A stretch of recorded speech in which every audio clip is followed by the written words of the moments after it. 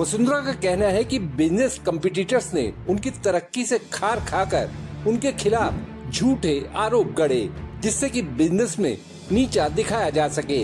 इस काम में कुछ राजनेताओं ने भी उनका साथ दिया। वसुंधरा को 1 अक्टूबर 2024 को युगांडा में उनके अल्कोहल प्लांट से गिरफ्तार किया गया था। वसुंधरा ने इंस्टाग्राम पोस्ट पर रिहाई के बाद की अपनी कुछ तस्वीरें शेयर की हैं, जिसमें वो परिवार के सदस्यों के साथ खुश दिखाई दे रही हैं। वसुंधरा ने साथ में पोस्ट में लिखा है, हालांकि मेरी छोटी बहन यानी रिद्धि ओसवाल मुझ पर दबाव डाल रही थी कि जमानत पर रिहा होते ही मैं जेल की आप बीती दुनिया को सुनाऊं, लेकिन मेरे लिए इंस्टाग्राम पर कुछ कहना या अपने दोस्तों और परिवार से संवाद करना मुश्किल हो रहा था। जो मेरे साथ हुआ उसे एक्सप्लेन करना अब भी मेरे लिए आसान नहीं है। 26 साल की वसुंधरा PRO इंडस्ट्री की एग्जीक्यूटिव डायरेक्टर हैं। वसुंधरा का कहना है कि युगांडा के कम्पिटिटिव मार्केट में उन्होंने बहुत तेजी से पैर जमाते हुए तरक्की की। ये कुछ हाई प्रोफाइल बिजनेसमैन को बर्दाश्त नहीं हुआ। उन्होंने मेरे हिरासत में रहते हुए ऊपर से ऐसे दिखाया कि वो मेरी मदद करना चाहते हैं, लेकिन गुपचुप ढंग से वो मेरे खिलाफ साजिश रच रहे थे। इनमें से कुछ मुझसे जेल में भी मिलने आए और ऐसे ढोंग करते रहे कि वो मेरी रिहाई के लिए कोशिश कर रहे हैं, जबकि वो असल में चाहते थे कि मैं जेल में ही हमेशा बंद रहूं। वसुंधरा के मुताबिक युगांडा एक तरह का माफिया स्टेट है और उनके साथ जो हुआ उसने इस देश में कारोबार के लिए सुरक्षा के लिहाज से सवाल खड़े कर दिए हैं। ऐसे में इस क्षेत्र में बिजनेस के फैलाव को लेकर नए सिरे से सोचने को मजबूर किया है। वसुंधरा ने कहा कि अब मुझे यहाँ लार्ज स्केल प्रोजेक्ट्स लगाने से पहले कई बार सोचना होगा। वसुंधरा ने साफ किया कि उनके बिजनेस कम्पिटिटर्स कितनी भी कोशिश क्यों न करने, लेकिन वो उनकी PRO इंडस्ट्री का कंट्रोल अपने हाथ में नहीं ले पाएंगे। वसुंधरा ओसवाल से जुड़े घटनाक्रम पर कुछ स्थानीय ऑब्जर्वर्स ने भी नाराजगी का इजहार किया।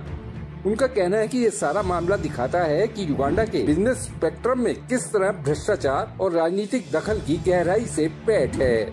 ओसवाल परिवार और शेफ मुकेश बिडेरिया का पूरा वाकया देश ढाबा आपको इस स्टोरी में बताने जा रहा है, लेकिन उससे पहले आपसे अपील है कि हमारे चैनल को सब्सक्राइब जरूर कर ले और साथ ही नोटिफिकेशन का घंटी वाला बटन जरूर दबा दें, जिससे हमारे सारे नए वीडियोस आप तक पहुंचते रहे। अल्ट्रा रिच कारोबारी पंकज ओसवाल और उनकी पत्नी राधिका स्विट्जरलैंड के गिन्स में आलीशान विला बारी में रहते हैं। ये विला उन्होंने 1649 करोड़ रुपए में खरीदी।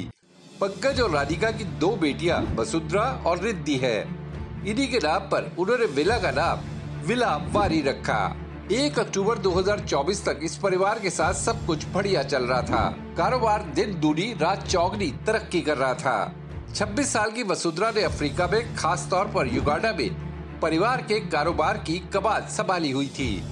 वसुंधरा पिछले 3 साल से युगांडा के लुवेरो में परिवार की ओर से लगाई गई अल्कोहल फैक्ट्री को डेवलप करने में जुटी थी। ये अफ्रीका का अनाज आधारित पहला एक्स्ट्रा न्यूट्रल अल्कोहल यानी ENA प्लांट है, जिस पर ओसवाल परिवार ने $10 करोड़ का इन्वेस्टमेंट कर रखा है। हमेशा राजसी ठाट बाट से पली बड़ी वसुंधरा की जिंदगी 1 अक्टूबर 2024 को उस वक्त बदल गई जब कुछ सशस्त्र पुलिस वालों ने युगांडा में लुवेरो स्थित ओसवाल परिवार की फैक्ट्री पर छापा मारा। ये पुलिस वाले मुकेश बिडेरिया नाम के शख्स की तलाश में वहां पहुंचे थे। दरअसल पेशे से कुक मुकेश बिडेरिया ओसवाल दंपति के पूर्व कर्मचारी का नाम है। मुकेश बिडेरिया के बेटे विष्णु ने भारत के राजस्थान से युगांडा पहुंचकर शिकायत दर्ज कराई थी कि ओसवाल परिवार ने उनके पिता को कहीं बंधक बनाकर रखा हुआ है।